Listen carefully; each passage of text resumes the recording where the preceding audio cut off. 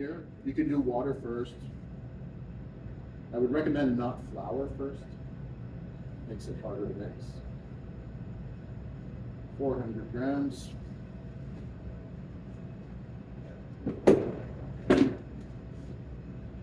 So 400 grams of starter, and then I have some water that I poured out before.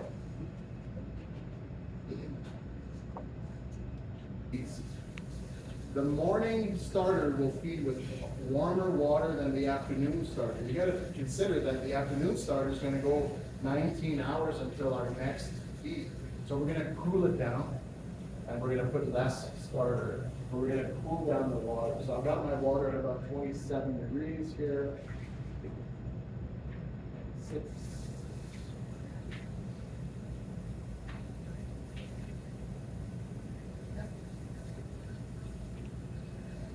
And just by the way, water temperature really matters. And I noticed that in some of the previous groups, what I saw was people with thermometers in the stream of water. That's inaccurate, and that makes it much harder. I would prefer that you pour the water into a container that's in the bottom of the sink, and have the thermometer in that water. So my water's a little bit warm. I've got it at 29. I'm okay with that because now it's late. You know, it's almost 8 o'clock by the time I'm feeding this. So I've got my water at 29, 29.5, 29.6, somewhere around there. So I can do that. On a daily, when we're feeding it at 7 a.m., we'll make it at 27. You have access to this. This lives with our starters. Okay? So you have access to this. And for the liquid starter, I'm doing 400 grams of the starter, and I'm doing 1 kilo of water.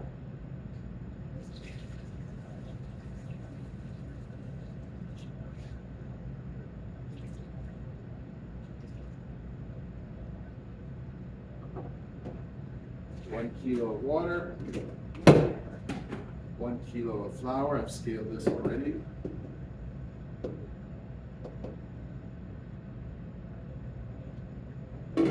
You can just mix this by hand. We have the technology. Why tire ourselves out? Me? Yes. I do it by hand. Oh, it's messy. I end up too at one of the really crappy things about getting old is your skin gets really less resilient. Yours is all tough and good. My skin, flour really irritates my skin. It gets super dry, and I'm not good about moisturizing my legs. It's so I would prefer not get my hands in it. And so I'm using for this guy, for the liquid starter, paddle attachment. For the stiff starter, you'll see it's half as much water. It's 1 kilo of flour, but only 500 grams of water. So it's 50% water. This is 100% water. 40% starter, 100% flour, 100% water on the liquid starter. And by the way, we're doing this this sort of modified feeding morning and I call it afternoon, but just before we leave. If you had people working in your bakery 24 hours a day, you could do 2 feedings equal at 12 hours. Or you could do 3 feedings equal at 8 hours. Or you could do 1 feeding. It's just a matter of personal preference. I like to feed it a lot. I find that it keeps the acid. What can happen if you don't feed your starter very much? Remember I said there are 2 things, bacteria and yeast. If you don't feed it much, what tends to happen is the bacteria take over a little bit. That means that the acidity goes up, and when the acidity goes up, the yeast activity goes down. The acidity negatively affects the yeast activity. So if you want nice open loaves, I would say more feedings more regularly. And if you want to be really, really specific about it, super consistent with the flour, super consistent with water temperature, and you buy a keeper. You buy a sourdough, a piece of equipment that keeps your starters at an even temperature all day, every day. Yeah? And then you can even tweak that temperature. Oh, I like a little bit more acidic. I like it a little bit more acidic in flavor. turn the temperature down. I like it a little bit more lactic in flavor, more like yogurt and sour cream. I turn my temperature up. So you can play with that.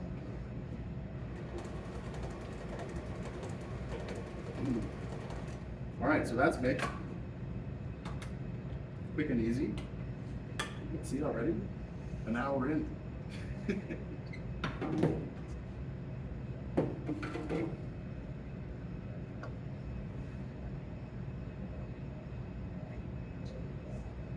Messy, messy.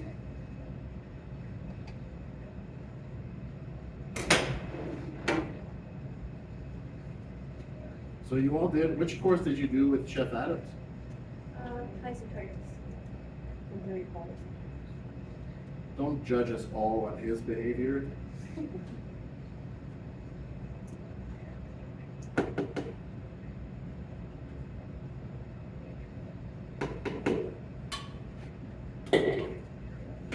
All right. Now, I'm going to label this and have some green tea. So it's critical. You'll see once we start the production, you know, these containers, everywhere. They're everywhere. We've got 20 different breads being produced, almost all of them with pre-ferments. We've got the 3 starters. We keep some backup starter. If we don't label, it's a real mess. So we need to label, and we need to have some important information here. So liquid starter. This is the AM feed. It's the morning feed. I was debating the other day because I feel like there's some confusion sometimes. I was debating. I've always called it AM feed, PM feed. I was debating switching it from AM PM because it's not really PM. We do it at 11:30. It's not really PM. I was debating if I should call it early feed, late feed, or feed 1, feed 2 to keep it more consistent. Do you think that would be helpful? Feed 1, feed 2. First and second. First and second. I'm into it. I know that sometimes the AM PM confuses people. So let's start it right now. Starter, feed 1. Yeah? Okay. There's a lot of ways you could manage it, but feed 1. Today's date, February 27th. Yep. And that's 40%. So I'd like us to get into the habit of writing the percentage of starter that's in here, just so that it really sort of reinforces the fact that we do different percentages. Morning, feed 1, feed 2. Okay? So that's the liquid starter. And I do like to keep the previous feed here, just as insurance, just as a backup, just in case something we drop it, or we waste a whole lot of it for whatever reason. If for whatever reason that happens, we've got a little bit of a backup. Mistakes happen. It's not a big deal, especially if we have some. Last time, I think we composted all the rye. One day, we composted all the rye starter. It's okay. We took some stiff starter, fed it with some rye flour. Within 2 days, we had a perfectly beautiful and active rye starter. You know, it's not, it's not, you don't need to be worried about this. Okay, the stiff starter gets 50%. And that one, with wet hands, I think is the best way to do it.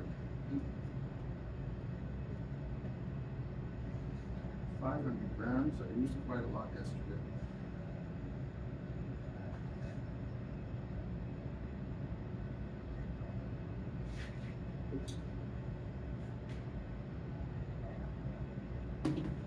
You can go a little over, but you don't want to be under. It's best not to be under.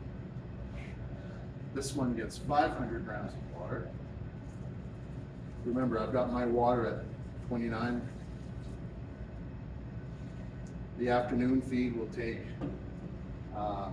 it says on the recipe or the formula, it says 20 degrees in the afternoon. Coldest water we can get from the tap. Best cold water from the tap. And flour.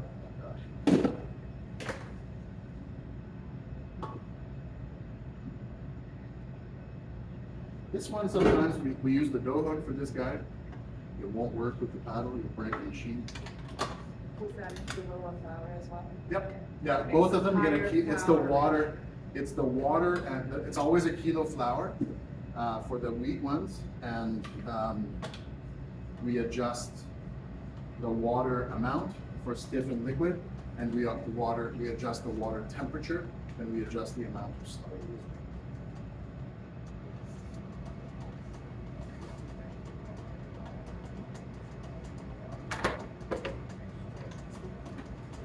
I know that Jose is pretty into bread. Are some of you really into bread? Do some of you want to do bread as a, yeah? Others is like cakes, pastry? Or don't know yet? All of it? Yeah. It's all good.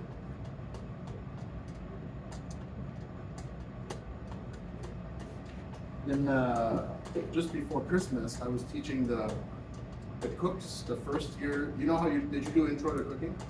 I did a cook's course, teaching them baking, and I was really impressed. They were really, I think I made things a little bit more complicated. I think we had always sort of simplified things for the cooks, and I realized actually they're really quite good. Like I felt like, wow, they're just as good as bakers. Some are maybe a little tough. I thought they were quite good.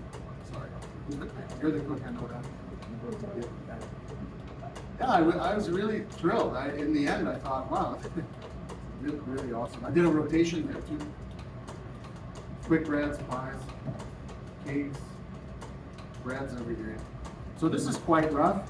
And like I say, sometimes I add a little bit of extra water. I'm noticing right now many of my formulas require a little bit of extra water. I find in the summer, I need to add less extra water. In the winter, I need to add more extra water.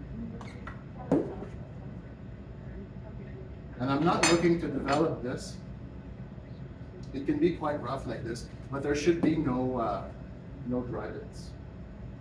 So we'll have a look here. Just pull it out of your pocket. I did. Sometimes I'm at home and I'm like in my jeans, you know, like what? Oh, yeah, no, not at work. I don't keep them at home. I don't have scrapers in my work. Those things are your best friend when you're right here. And this is my last one. I had a few years ago, one of the big companies, Robinhood, they were changing their logo or something, so they had all these beautiful Robinhood scrapers, and they floated around here for a long time. A whole case. I posted it on social media. All my baker friends, oh my God, you gotta get me some, you know. They wanted some. I gave away a lot, and now they're all should have, yeah. So nobody makes good scrapers. This is terrible. This is a terrible scraper. It's the only one I have. You know, if you're making a lot of bread, there's one little scraper that is really useful. This guy here, because it allows you to get into the bowls scrape. Yeah, it's not good for on the bench. You need a regular one. This one's awesome. This one I bought in San Fran. US bucks. So you can't get frozen and Not that you can order them from them, from SFBI. Okay. Yeah. I keep looking on Amazon. Nobody has them. I do.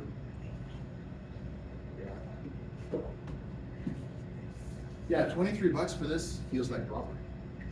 And they charge, you know those wooden baguette boards? Did you use the baguette boards? $15 US for that little piece. Yeah. Well, when you're the only person selling it. Stiff starter, feed one.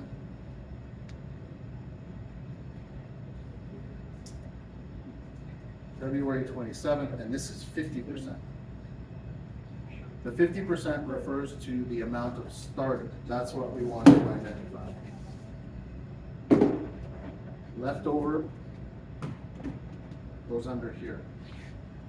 This part, I know it's not exciting. It's not exciting in any way.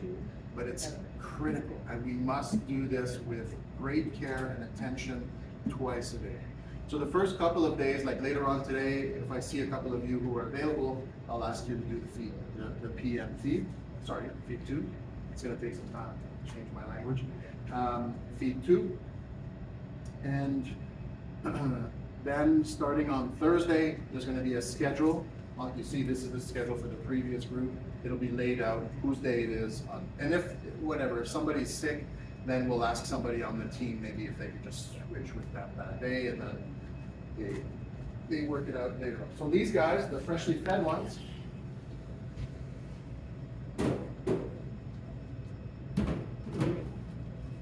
go back up here.